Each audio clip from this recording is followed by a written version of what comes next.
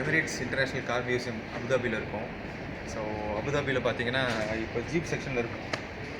Jeep model 1944 USA. So Jeep collections அவர் வந்து பயங்கரமாக கார் அண்ட் ஜீப்புக்காகவே வாழ்ந்திருக்காரு. அவ்வளோ பியூட்டிஃபுல்லாக இருக்குது அவரோட கலெக்ஷன்ஸ் எல்லாம். ஸோ பார்க்கலாம். அடுத்து general jeep model 1972 USA. So இந்த மாதிரி நிறையா கார்ஸ் ஜீப்ஸ் வச்சுருக்காரு. இது Japan 1972 jeep model. And then general jeep 1987, jeep 151 series 1991 USA.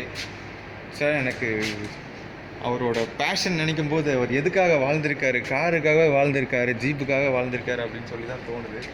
So நம்மெல்லாம் நானும் தான் ஒரு கார் வச்சுருக்கேன், சொப்பன சுந்தரி மாதிரி அந்த காரையே மெயின்டைன் பண்ணிகிட்டு இருக்கேன் இன்னுமே.